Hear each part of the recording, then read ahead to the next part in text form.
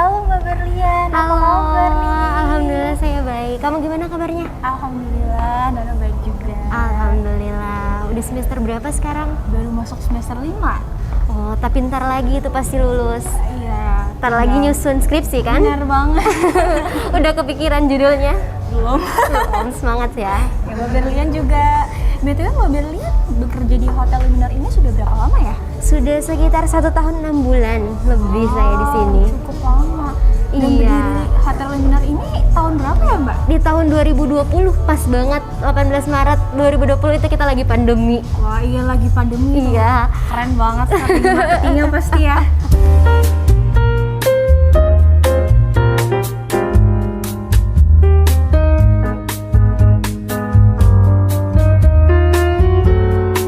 Oke Mbak Berlian. Iya, gimana Nina? Tadi nih, Oke. kan Luminar Hotel ini berdiri tanggal 18 Maret 2020 ya? Iya, bener banget. Pas lagi awal-awal pandemi nggak sih? Iya. Oke Mbak, strategi marketing seperti apa nih yang digunakan oleh Luminar Hotel di saat pandemi? Oke, di saat pandemi waktu itu benar-benar industri hospitality di Indonesia benar-benar terguncang ya. Iya. Bukan hanya untuk Luminor Hotel Purwokerto, bahkan untuk hotel bintang 5, bintang 4, bintang 3 dan seluruhnya itu benar-benar kita goyangkan. Iya. Untuk Luminor Hotel Purwokerto sendiri, saat pandemi kita beralih menggunakan pemasaran digital secara online. Waktu itu saya ingat banget kita ngadain program Flash Sale Room. Nah, Flash Sale Room itu kita gunakan konsep Book Now Stay Later. Jadi buat orang-orang yang mengikuti live Instagram Luminor Hotel Purwokerto di jam dan waktu yang telah kita tentukan, bisa tag kamar. Nah, tag kamar misalnya nih, Nana pengen deluxe room, tag one kamar. Di saat itu Nana melakukan transaksi, Nana bisa dapat vouchernya. Nah, voucher itu bisa digunakan untuk stay di Luminor Hotel Purwokerto nanti. Nggak harus saat pandemi, karena kan saat pandemi itu kita diwajibkan untuk dirumahkan ya. Iya, benar. Jadi benar-benar penginapan yang ditawarkan itu saving banget sih. Kira-kira apa sih yang ngebedain dari Luminar Hotel dan hotel-hotel lainnya nih? Oke, yang ngebedain apanya nih? Servisnya kah atau produk yang ditawarkan Servisnya, ya? terus produknya juga. Oke, dari produknya juga ya. Untuk servisnya kita konsisten sih nak. Biasanya pelayanan yang kita tawarkan gak pernah membedakan. Kita harus melayani dengan sepenuh hati, ramah dengan jiwa hospitality kita. Nah untuk produk, kita ada banyak monthly promo yang kita tawarkan. Produk, Nana pernah dengar mendoan pizza belum? Mendoan pizza apa tuh? Nah, itu salah satu, ya, itu salah satu makanan khas Luminor Hotel Purwokerto. Hanya ada di Luminor Rock and Sugar Resto, nggak ada di tempat lain. Oh keren banget, ciri khas sekali itu ya Mbak. Iya. Nah, waktu pandemi kita menawarkan signature dish. Si mendoan pizza ini adalah signature dish dari Luminor Hotel Purwokerto. Kita tawarkan untuk free delivery untuk teman-teman yang mau tetap ingin jajan, dan itu untuk area Banyumas kita kasih free. Oke Kak, lebih ke personal lagi nih Mbak. Iya. Sebelumnya Mbak Berlian ini punya pengalaman kerja apa aja nih sebelum jadi PR di sini? Oke, sebelum saya jadi PR di sini ya. Oke, jadi waktu itu saya lulus kuliah sekitar tahun 2 angkatan, kalau anak-anak sekarang ngomongnya angkatan corona ya. Itu beberapa tahun yang lalu. Nah, di situ saya udah memang sebelumnya tuh udah sering magang di tempat-tempat kayak startup, kayak Sociabus, Asia Commerce dan lain-lain. Nah, kemarin tuh yang pertama kali saya ngerasa bener-bener workload-nya tinggi banget di Sociabus. Sociabus ini dia adalah salah satu startup agensi influencer yang menangani campaign-campaign influencer di Indonesia. Kalau Nana tahu, dulu tuh waktu zamannya salah satu startup terkenal di Indonesia ada bikin campaign Ramadan by Me. Nah, itulah tugasnya saya sebagai call itu di divisi community development. Gimana sih cara saya buat nyari influencer-influencer yang mau ikut serta dalam campaign ini. Setelah campaign selesai, kita bikin campaign baru lagi. Dalam arti lah kalau anak-anak sekarang ngomongnya marketing campaign. Setelah itu Asia Commerce, setelah lulus saya pergi ke Batam Hotel. Oh di perhotelan. Di dunia Sebelumnya pernah perhotelan, iya, di Batam, di Harbour Bay perbatasan Singapura. Setelah itu saya balik ke Jakarta, baru deh ke Luminor Hotel Purwokerto. Wah lumayan banyak ya Mbak ternyata ya. Mbak Berlian ini sebelumnya kuliahnya jurusan apa nih? Oke, untuk jurusan saya ngambil ilmu komunikasi public relations. Nana sendiri ngambil apa nih sekarang? Kebetulan nih Mbak, saya baru masuk semester 5 dan ambil konsentrasinya public relation Public juga. relation juga. Gimana, udah ada suka duka nggak di public relation? Belum berhasil, nah, deg-degan banget sih rasanya. Takut make a mistake gitu. Tapi cinta kan dunia komunikasi PR? Cinta dong. Jadi Mbak Berlian nih ya, kan masyarakat ini banyak banget yang berstigma nih kalau menjadi seorang PR adalah sesuatu yang nggak sulit karena cuma modal ngomong doang. Menurut Mbak Berlian gimana sih pendapat Mbak Berlian mengenai stigma masyarakat yang seperti itu? Iya, saya juga awal terjun setelah lulus dari dunia perkuliahan, turun ke pekerjaan, memang ngerasain sih orang-orang yang kadang kayak, oh public relation, oh mungkin ini pak anak ini PR, mending ke customer service, atau karena mereka katanya modal ngomong doang ya, yang kamu bilang tadi ngomong doang kan. Ya emang banyak banget sih orang yang kayak ngomong kayak gitu. Tapi kan sebenarnya dalam kita mau mengkomunikasikan apa yang kita bicarakan, kita harus ada materi. Iya, benar kan? Kayak nih saya implementasikan dalam dunia pekerjaan saya. Suatu ketika saya dihadapkan dengan konflik atau skandal yang dihadapkan dengan sebuah perusahaan.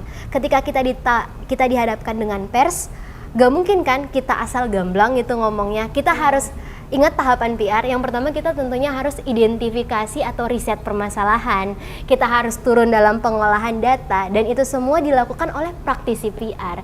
Jadi public relations tuh bukan cuma sekedar ngomong doang. Enggak. Lebih dari itu ya? Iya, lebih dari itu. Bahkan ketika manajemen krisis yang kemarin ketika pandemi, PR pun turut serta dan mengambil bagian besar dalam hal itu. Oh, jadi menurut Mbak Berlian nih, skill kompetensi dasar seperti apa sih yang harus dimiliki oleh seorang PR? Oke, untuk skill kompetensi komunikasi skill kompetensi yang harus dimiliki oleh seorang PR. Yang dasar banget nih Mbak. Yang dasar banget yang pertama itu seorang PR harus punya kompetensi komunikasi interpersonal atau antar pribadi ya. Kayaknya Laswell sering ngomong itu ya, Bapak komunikasi kita. Di teori. Masih ingat? Banget. Nah, yang pertama kita harus punya komunikasi antar pribadi, karena biar gimana pun kita jembatan komunikasi antara internal dan eksternal. Yang kedua, kita harus punya kemampuan menulis. Apalagi nanti kalau misalnya insya Allah Nana udah turun ke dunia PR yang sebenarnya, Nana mau bikin press release, artikel dan lain-lain, itu kan butuh penulisan yang tentunya dapat mempersuasi masyarakat. Kan. Dan yang terakhir menurut saya kompetensi yang harus dimiliki adalah penanganan manajemen krisis atau handling konflik. Kalau untuk dunia perhotelan Nina, karena kita akan dihadapkan dengan berbagai tamu. Gak mungkin kalau misalnya hotel ini 1.000 tamu yang datang dan 1.000 tamu yang puas. Gak mungkin kan, 1.000 orang akan puas, 1.000 yang datang, enggak. Pasti akan ada 1 tamu, 1, 2, 3 tamu yang sekiranya adalah bagi dia kayaknya ini kurang. Nah, disitulah peran kita sebagai jembatan komunikasi. Gimana sih cara kita menangani hal ini, dan kita harus punya etika PR ya di situ. Gitu sih.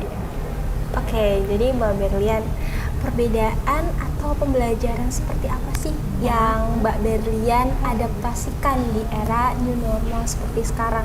Kan sebelumnya ini kita nggak pernah expect ya kalau bakal ada pandemi yang menimpa Indonesia.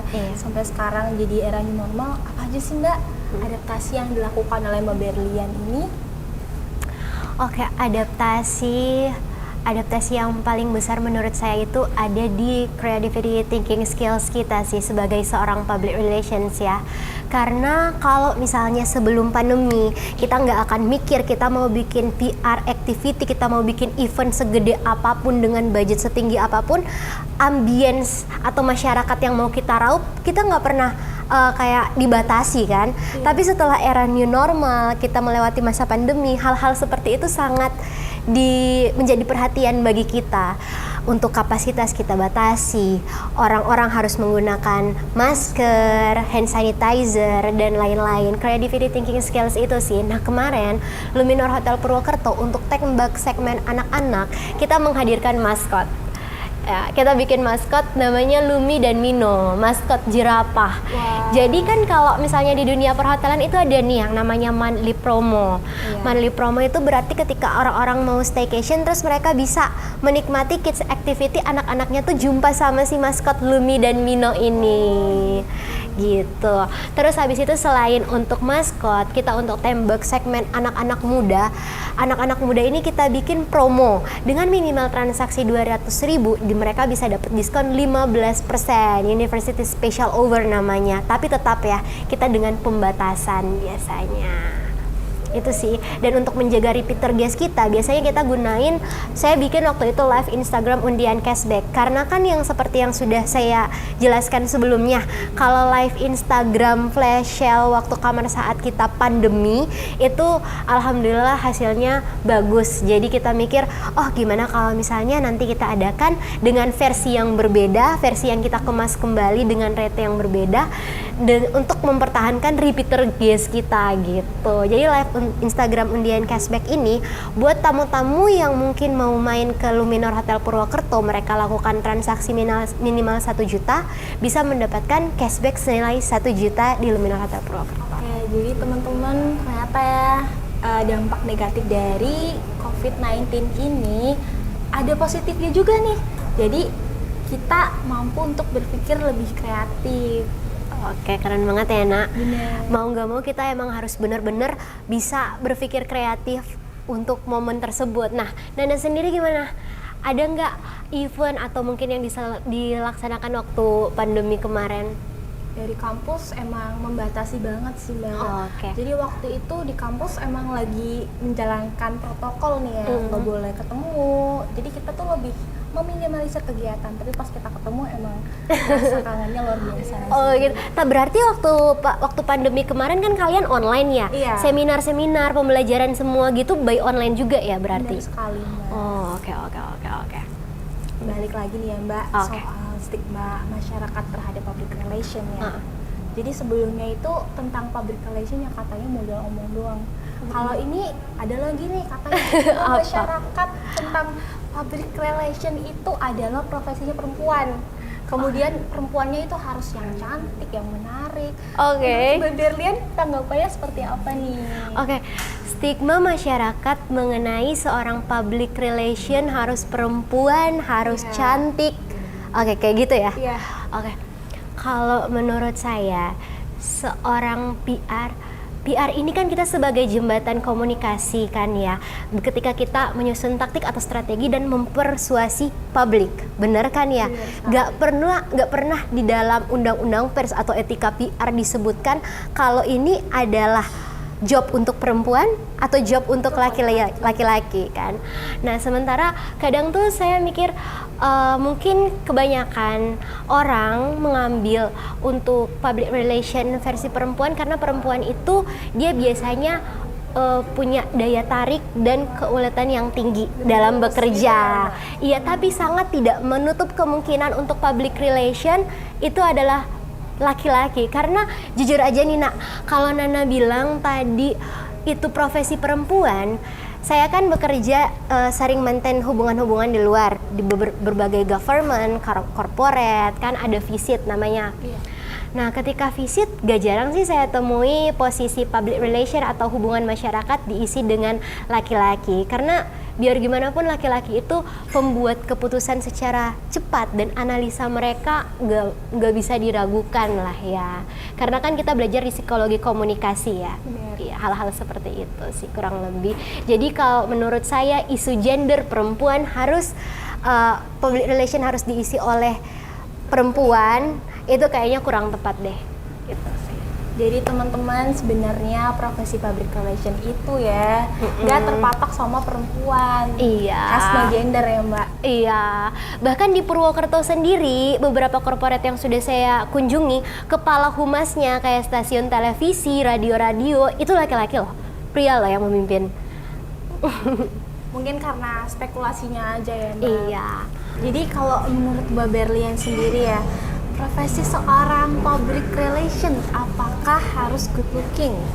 Oke, ini menarik ya pertanyaannya, apakah seorang PR harus good looking? Iya. pertanyaan Mbak Nana nih bikin saya flashback dengan masa-masa kuliah saya. Jadi waktu saya kuliah, saya ikut seminar oleh salah satu dosen yang kebetulan sekarang beliau tuh alhamdulillah sudah menjadi kepala humas di salah satu stasiun televisi nasional, dan beliau itu juga sebagai salah satu ketua Persatuan Penyandang Cacat Indonesia. Wah, luar biasa Iya, sekali ya Mbak. iya, itu biografi karirnya luar biasa sekali sih Mbak. Saya benar-benar salut. Waktu ikut seminar beliau, saya sempat bertanya, Pak, kebetulan pria ya ini, Pak, apa sih tantangan terbesar Bapak ketika menghadapi publik? Sementara mohon maaf banget, Bapak juga punya keterbatasan. Beliau jawab, ya, memang ketika saya tampil di publik, mungkin saya akan mendengar hal-hal yang tidak begitu mengenakan di telinga saya. Tetapi kembali lagi, kembali lagi, apa yang ada di kulit luar akan hilang dengan semua ide dan gagasan yang kita kasih. Begitu jawab beliau. Mau kamu fisiknya seperti apa, tetapi kalau punya ide dan gagasan yang luar biasa, maka perusahaan atau brand akan nyari kamu. Begitu kata beliau. Oh, jadi Iya, jadi itu nggak soal fisik gitu ya? iya, good looking itu menurut saya nggak soal fisik, tapi gimana kita mengimplementasikan apa yang sudah menjadi pembelajaran kita sebelumnya, bagaimana kita memberikan sumbangsi untuk perusahaan, karena kan perusahaan ini ada banyak orang-orang atau employee di dalamnya ya. Kita harus saling bahu-membahu lah, apalagi yang pandemi kemarin kan, pemasaran juga harus terjalankan dengan baik. Kita harus memberikan ide, gagasan baru.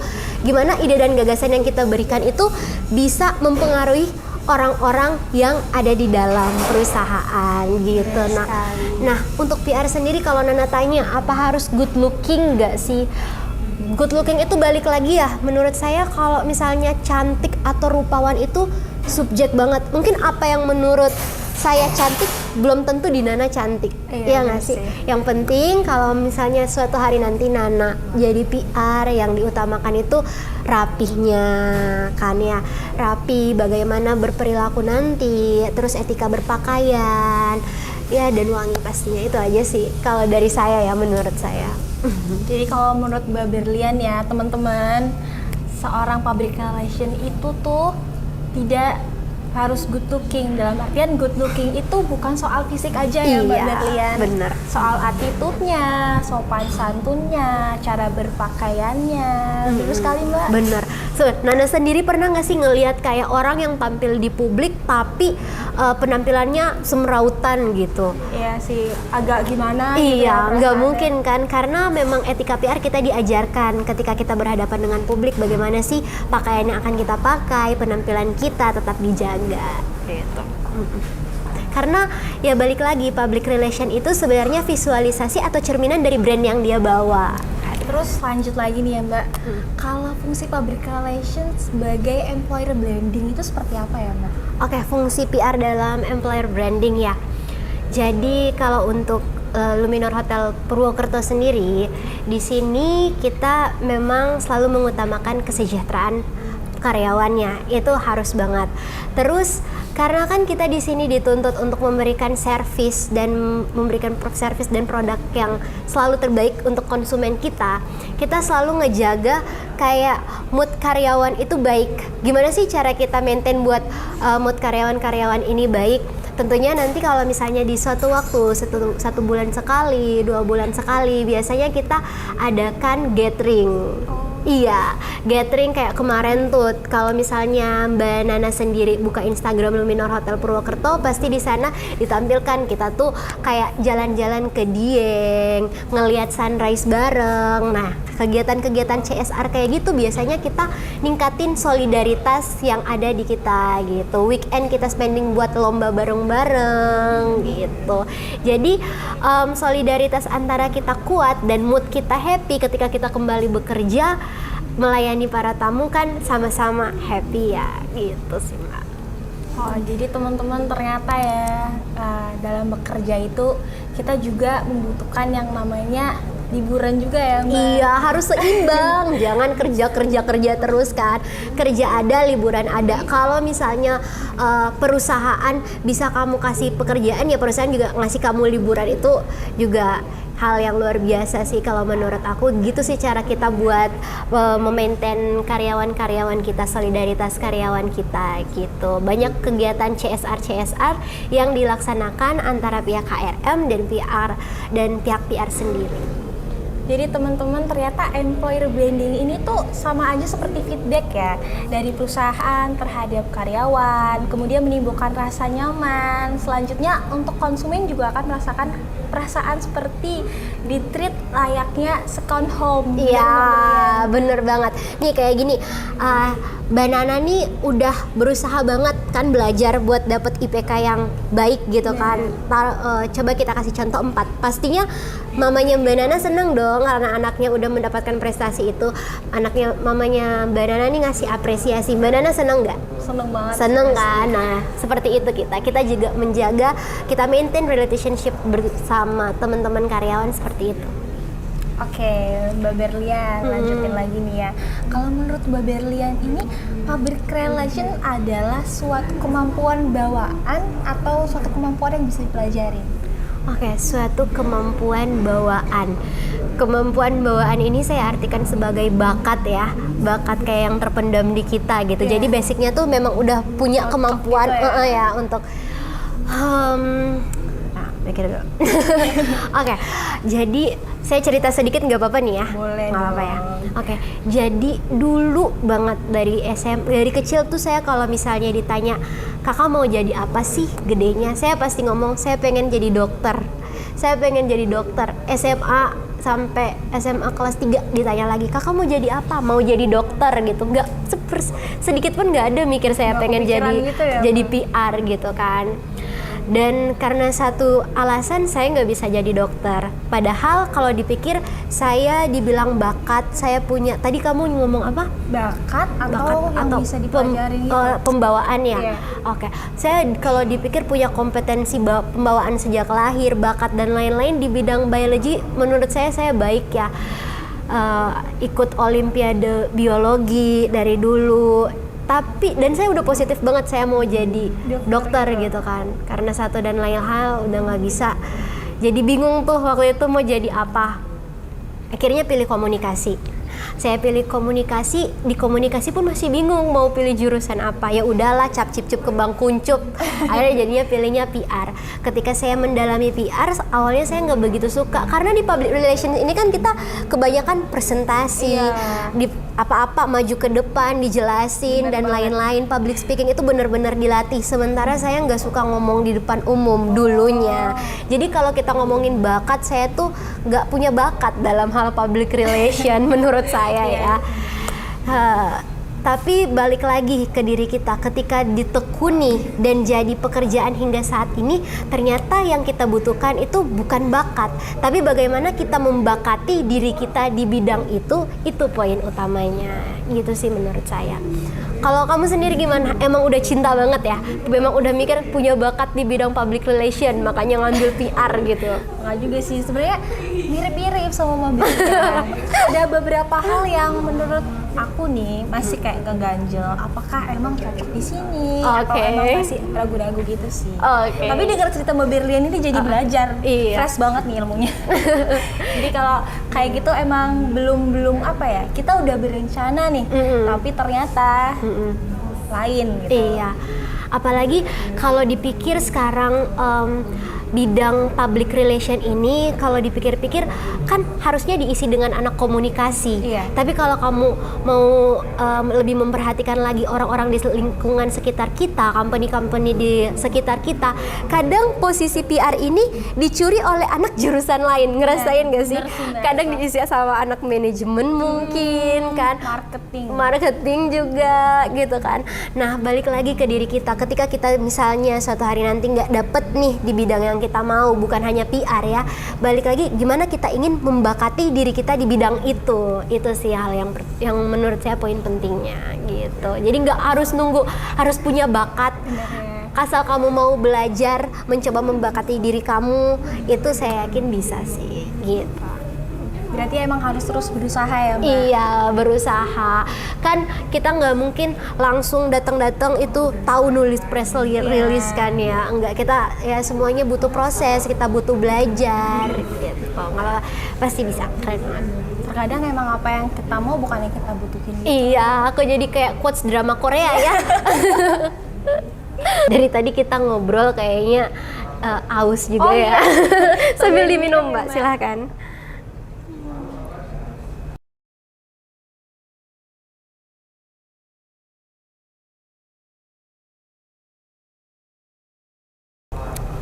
Oh iya, ngomong-ngomong nih Mbak, boleh dong dikit cerita tentang suka duka yang dialami sama Mbak Berlian selama menjadi seorang public relation nih. Kan udah banyak pengalamannya nih Mbak sebelumnya. Gimana tuh? Oke, selama saya jadi public relation sukanya tadi ya, awal yang saya cerita, awalnya saya pengennya tadi jadi dokter kan. Sekarang akhirnya berbelok ke dunia PR and finally aku sangat mencintai job ini. Wow. Serius, sukanya tuh aku bener-bener menikmati ketika aku harus tampil di publik, ketika aku harus ngeri. Jadi kalau misalnya ada orang yang didatangkan dengan setumpuk misalnya workload-nya aduh ngeluh-ngeluh, tapi aku tuh seneng Mbak ngerjain hal-hal kayak gitu. Kayak kita mau garap mungkin untuk pemasaran digital event, kita mau garap film, short film, kan itu salah satu soft selling yang sangat baik ya. Kita bikin iklan dan lain-lain, itu saya seneng, jujur itu sukanya. Jadi saya melakukan hal-hal yang saya cintai pada akhirnya. Nah kalau dukanya untuk public relation sendiri mungkin ini ya, yang tadi Mbak Nana sempat nanya, PR itu pekerjaan yang masih sering disepelekan beberapa orang. Stigmanya ya? Iya, itu saya juga ngerasain sih, kayak orang kayak ngomong, oh iya dia ini cuman modal ngomong doang. Nah itu saya juga pernah ngerasain hal-hal kayak gitu kan. Tapi balik lagi gimana kita nanggepinnya sih, kan dukanya memang seperti itu. Padahal orang-orang sebenarnya sadar gitu. Kadang saya mikir kayak gitu, paham gak sih? Ini jadi kayak curhat ya. Gak apa-apa ya, gak apa-apa. Sharing nih, iya, tahu. Iya, kayak orang kan sekarang sosial media itu benar-benar mempengaruhi persepsi orang-orang, pandangan orang-orang. Terus kalau misalnya dapat komen orang-orang ketika saya share kebahagiaan kami gitu, orang suka komen, enak ya jadi kamu padahal kerjanya gini doang gitu kan. Underestimate banget ada ya, Mbak. benar bukan teman-teman saya sih, adalah publik yang menggunakan second account yang kita nggak tahu siapa kan. Padahal kalau dipikir PR ini pekerjaan yang pendidikannya harus memumpuni. Itu kalau menurut saya ya Mbak. Selain pendidikan, skill kita, jam terbang kita tinggi juga. Kita kan nggak pernah tahu kita mau dapat skandal dari mana kan. Iya, itu sih kalau dari saya. Suka dukanya jadi PR. Mbak Nana sendiri gimana? Udah ngerasain nggak suka duka menjadi PR? Udah magang belum sih Mbak? Belum mulai Mbak, baru mau masuk ini semester 5. Semester 5 gimana? Baru ambil konsentrasinya. Oke. Jadi belum berasa banget nih. Berarti kemarin itu pure komunikasi ya yang dipelajarin. Udah ada mumet-mumetnya nggak sih? Udah nyerempet-nyerempet materinya sih. Soal CSR itu ada sih dikit-dikit. Ada pressure-pressurenya juga. Oke. Cuman belum berasa banget kali ya. Dinikmatin ya. Dinikmatin. Oke, dinikmatin. Dicintain. Ntar lama-lama jadi nyaman. Jadi nyaman, bener. Udah dalam konteks lain nih kayaknya. Nah di PR ini juga banyak kok. Jadi public relation di hotel tuh banyak tahu soft skill yang bisa kamu dapetin. Soft skill, life skillnya kayak kalau misalnya nih, cerita sedikit nggak apa-apa kan ya? Silakan Mbak, boleh. Nggak apa-apa ya. Di dunia perhotelan nih, kalau misalnya Mbak mau bikin event, kalau dulu kan mungkin saya buat perbandingan dengan pekerjaan company saya yang lama ya. Company yang lama tuh bukan industri hospitality, bukan perhotelan. Jadi ketika saya mau bikin event, kita kan buat anggaran biaya yang akan kita keluarkan. Nah, kalau misalnya kita ada misalnya untuk jadi sponsor kita ngasih makanan A, kita kan pasti telepon vendor dong. Oke, vendor langsung provide makanannya. Tapi kalau di sini kita yang provide sendiri karena kita punya resto. Nah, ketika tugas PR-nya ini adalah Mbak Nana bener-bener memastikan dari awal sampai akhir produk yang Mbak Nana keluarin itu bisa memuaskan penerimanya, konsumennya. gitu. biasa banget Iya, ya, jadi Mbak. kita benar-benar kalau misalnya nggak kalau dulunya mungkin kita terima jadi, tapi sekarang kita ikut nge-create gitu. Kalau misalnya produknya ini, makanan ini nggak sesuai hatinya Mbak Nana bisa tolong dong, kayaknya ini sebaiknya ini deh. Jadi ada banyak soft skill yang bisa didapetin gitu. Kita ikut andil bagian. Iya, gitu. benar. Terus biasanya tuh kalau di area resto kan kita bisa lihat nih belajar juga karakter konsumen. Iya. Kalau saya buat perbandingan lagi nih dengan perusahaan yang lama. Perusahaan yang lama tuh kayaknya public relationnya tuh mainnya di back office sering kan. Tapi kalau di hospitality itu Mbak Nana wajib banget turun untuk lihat karakteristik konsumen. Mbak Nana akan lihat gimana sih, oh ternyata ada tipe A yang kalau Mbak Nana handle dengan cara seperti ini gak akan masuk. Psikologis komunikasinya tuh kepake banget sih. Jadi benar. Mbak Berlian sendiri pernah nggak sih mengalami secara langsung yang seperti itu, Mbak? Handle komplain ya dari tamu. Pernah, Mbak. Pernah. Gimana tuh, Mbak? Tapi kita balik lagi karena kan karakter mungkin ya mungkin karakter konsumen yang saya dapatkan waktu saat itu mungkin beliau lagi capek kan, beliau lagi capek, mungkin lagi banyak pikiran dan lain-lain. Tapi kita balik lagi ke diri kita. Ingat prinsip yang diterapkan di industri hospitality khususnya Luminor Hotel Purwokerto dan diajarkan juga di etika PR kita ketika kita melayani publik atau melayani konsumen. Kalau di hotel kita bilangnya tamu ya. Melayani tamu itu nggak boleh kita gunakan kata-kata yang tidak mengenakan. Mau segimanapun hati Mbak Nana, lagi serewit apapun hati Mbak Nana, usahakan tetap 5S. Senyum, salam, sapa dan lain-lain seperti itu. Nggak boleh kayak aduh sebel ibu ini komplain dan lain-lain, kan nggak boleh. Tamu adalah raja. Mau sesedih apapun kita karena dimarahin, kita ladeni beliau, kita tangani beliau dengan hati-hati. Baik Bu, mohon menunggu, saya bantu double check kembali ya apa yang ibu inginkan gitu. Berarti harus bisa membedakan antara perasaan pribadi dan profesional gitu ya. Bener banget. Walaupun nih di dalam hati kita sebenarnya bukan ibu aja kok yang capek, kita juga capek. Tapi balik lagi kan kita profesional sebagai seorang pekerja gitu. Keren banget Mbak Berlian. Mbak Nana juga nanti kalau kerja pasti ngerasain kan hal-hal yang kayak gitu. Iya sih pasti. Terus sekarang ambil ilmu dari Mbak Berlian tuh bener-bener fresh banget sih. Jadi buat apa ya? Pelajaran gitu. Oh, harus begini nih nantinya menghadapi dunia kerja. Iya. Semangat sebentar lagi kan ya. Iya sih. Sebentar lagi. Untuk kesan dan pesannya Mbak Berlian tuh gimana sih ke teman-teman yang kayak aku nih misalnya baru mulai ngambil konsentrasi PR, kedepannya harus seperti apa sih kalau menurut Mbak Berlian kesan dan pesannya? Oke, kesan dan pesan saya untuk teman-teman mungkin yang lagi ngambil praktisi public relation ya. Ketika kuliah itu tolong dipahami baik-baik karena nih Mbak, ada dulu tuh sambil cerita nggak apa-apa ya Mbak. Saya ceritakan dari pengalaman saya. Teman-teman saya tuh selalu bilang kayak gini. Saya dibilangan waktu itu ambisi banget sih sampai titik koma dihafalin gitu kan. Sebenarnya nggak ambisi, cuman pengen belajar, pengen tahu apa sih. Karena kalau kata orang teori itu nggak guna dulu kan. Teori itu nggak guna di dunia pekerjaan, nggak akan kepake. Enggak, saya harus bilang enggak. Mohon maaf itu sangat kepake.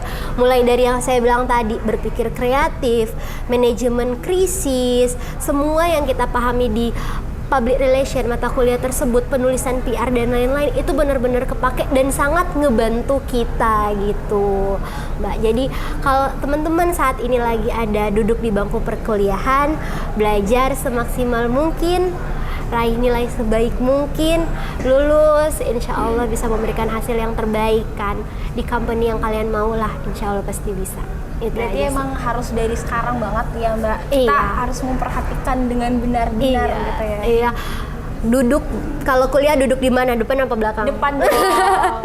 Kalau nggak di depan nanti bingung. Bagus sih Mbak. Ketika dosen nanya pasti dosen ngasih kesempatan buat nanya kan? Nggak, lebih sering ditunjuk sih. Mbak Nana ini seneng ngelawak ya. Agak ada aura-aura gitu sebenarnya tegang. Gak apa-apa, bagus Mbak. Nah, kayak gini nih Mbak, salah satu kalau kayak misalnya kita mau handling dengan tamu, kita kan nggak bisa yang bawa serius-serius. Apalagi kita mau maintain hubungan kita dengan eksternal, kita mau media visit mungkin, nggak bisa yang kayak melulu kita bawa pekerjaan. Karena secara psikis kita mending menganggap lawan bicara kita adalah teman gitu kan. Gitu. Salut sama Mbak Nana. Salut banget sama Mbak Berlian juga dari tadi ya. Kita sharing-sharing di sini, terus Nana ambil banyak ilmu dari Mbak Berlian, keren banget sih. Semoga luar biasa. berguna. Terima kasih banyak Mbak Nana udah main-main ke Luminor. Tapi nanti semoga next bisa main lagi ya di sini. Amin. Amin. Sebelumnya udah pernah ke Luminor belum sih Mbak? Belum. Ini first time banget. Ini first time Iya. banget.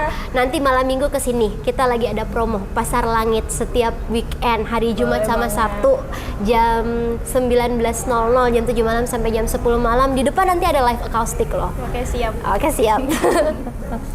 Oke teman-teman, dari setelah denger cerita dari Mbak Berlian ya, suka duka yang dirasakan sebagai seorang public relation ya, dalam menghadapi berbagai jenis customer, ternyata dapat kita tarik kesimpulan nih, kita harus menerapkan 5S. Apa aja tadi Mbak Berlian? Senyum, salam, sapa, sopan, dan santun. Nah gitu ya teman-teman. Nah Mbak Berlian, akhirnya kita sampai di penghujung acara nih. Setelah dari Mbak tadi Nana. ngobrol sana sini ya, Iya. cerita pengalaman yang banyak banget. Nih Nana serap ilmunya udah banyak banget nih. Wah, semoga dapat bermanfaat ya buat Mbak Nana dan teman-teman mungkin yang nonton. Iya, pasti ya sih teman-teman yang nonton juga ya. Makasih banget nih Mbak Berlian atas waktunya. Iya, saya juga terima kasih banyak buat Mbak Nana dan tim sudah menyempatkan waktu untuk main-main ke Luminor Hotel Purwokerto. Semoga next bisa main-main lagi ya Mbak. Tentu dong Mbak. Oke, Sehat-sehat selalu ya Mbak. Iya, amin. Sukses. Mbak Nana juga ditunggu loh kedatangannya kembali di Luminor Hotel Purwokerto. Oke teman-teman, terima kasih yang udah nonton hari ini. Saya Ratna Suminar, pamit undur diri. Sampai jumpa di acara Amputcast selanjutnya. Bye.